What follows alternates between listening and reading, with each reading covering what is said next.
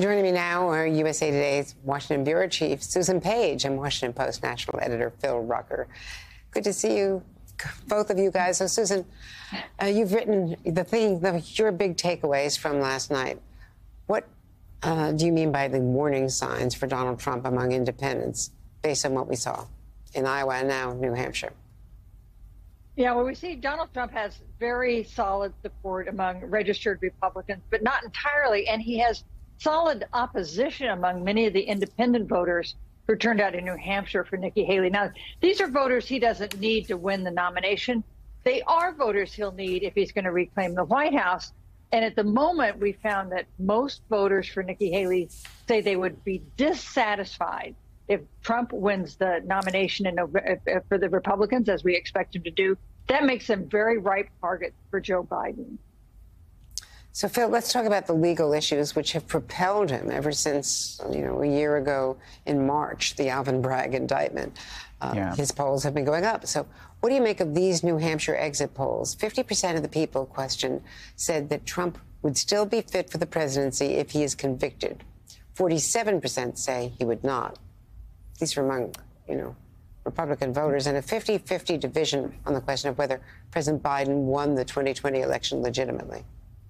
Yeah, it was an interesting finding, Andrea, and certainly we've seen Trump standing within the Republican Party among Republican voters go up a lot because of these legal indictments and the beginning of some of these trials. But one thing stood out for me from that exit poll data you just showed out of New Hampshire, when a similar question was asked of people who participated last week in the Republican caucuses in Iowa, the numbers were even greater, meaning even more participants in Iowa thought Trump would still be fit to serve if he were convicted. And so the fact that it was just 50%, I think, speaks to what Susan was just talking about Trump's vulnerabilities among independent voters, because the New Hampshire electorate had more of these independent voters who are the types of voters that are going to be really influential in swinging some of the battleground state outcomes when you look at Georgia, Michigan, Wisconsin, Pennsylvania, Arizona in the general election with Biden. This is a warning sign out of New Hampshire that Trump is indeed vulnerable with that part of the electorate.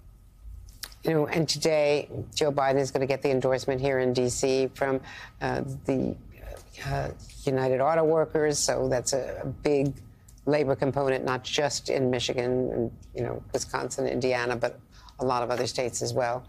And it's no accident that abortion was the theme of their kickoff rally last night, Susan, because abortion is one of the issues they see as a great vulnerability for Donald Trump because of the Dobbs decision. But he's been trying to, dance around a little bit, coming out against the 6-week ban of DeSantis in Florida. Can he escape it?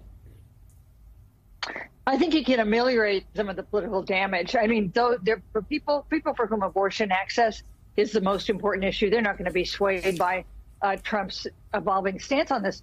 But there are voters in the middle who might listen to what he has to say. Now, what he's saying now is, yes, I deserve credit for overturning Roe v. Wade, but I opposed a 6-week ban. I'm in favor of exceptions to abortion bans in cases of rape and incest and preserve the life of the mother. So he's definitely trying to walk a fine line that he continues to have the support of anti-abortion activists who credit him with getting to this point. But he doesn't want to give up those independent voters who are concerned about this issue. And in fact, when a voter challenged him on this at a town hall in Iowa, he said, first we have to win elections. So he's pretty clear on what he's doing here. And of course, this is before the Supreme Court rules. His Supreme Court rules on the abortion pill. And if that ruling comes against the medication abortion, which is so widely used, that would certainly ramp up the issue as well. And Phil, let's just talk about how ugly this could get in South Carolina. This is the late Lee Atwater, all of the nasty rumors, false claims, racist claims about John McCain's child in 2000, his daughter. Trump has already deployed birther taunts against, Nikki Haley. This is not going to be a very clean race. Yeah, Andrea, there's a rich history of pretty dirty below-the-belt politics in South Carolina, especially within Republican parties in South Carolina. And Nikki Haley's had a part of that history. When she ran for governor in 2010, she was one of four candidates in the Republican field. She ran against three men.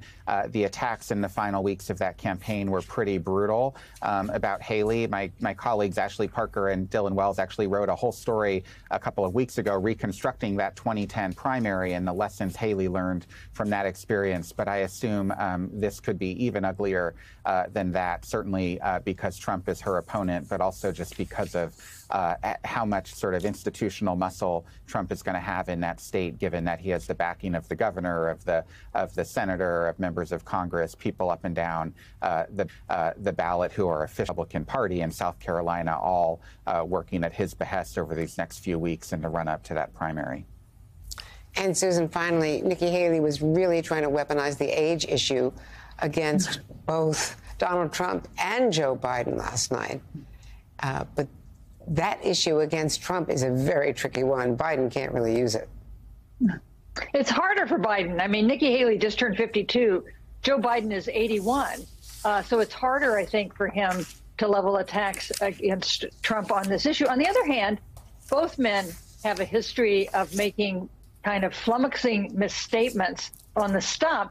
So we'll see if both of them get tarred with the same brush.